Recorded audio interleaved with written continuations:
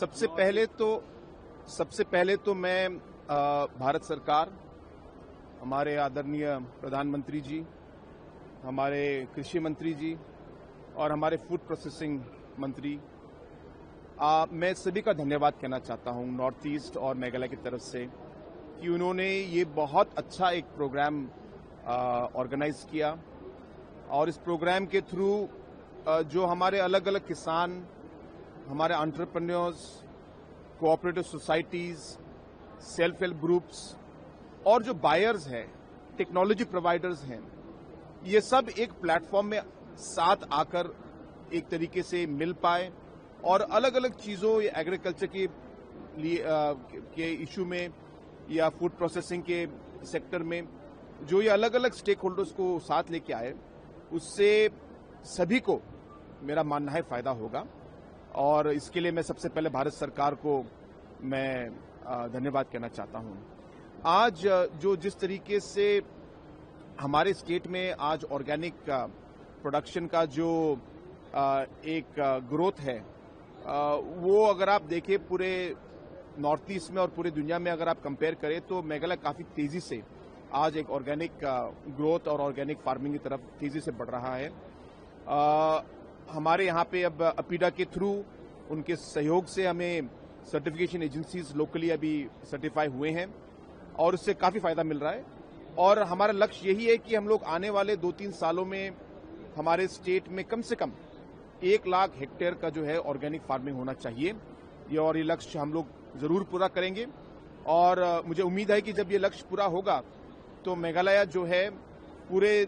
देश में सबसे लार्जेस्ट ज्योग्राफिकल एरिया के हिसाब से सबसे लार्जेस्ट ऑर्गेनिक प्रोड्यूसिंग एरिया होगा। एक लास्ट सवाल की नॉर्थ ईस्ट की बात होती है तो पहले कहा जाता था कि बहुत पीछे है ग्रोथ इंजन में। North east look at north east जो पॉलिसी है सरकार का, इसका कितना इम्पैक्ट आपके राज्य में हुआ है और नॉर्थ ईस्ट में हुआ है for the sake of development? देखिए, जब से हमारे प्रधानमंत्री जी आए हैं पिछले 11 सालों में नॉर्थ ईस्ट को देखने का पूरा जो नजरिया बहुत बदल गया है। पीएम साहब का एक तरीके से नॉर्थ ईस्ट के ऊपर ध्यान है और इकोनॉमिक डेवलपमेंट के ऊपर जोर है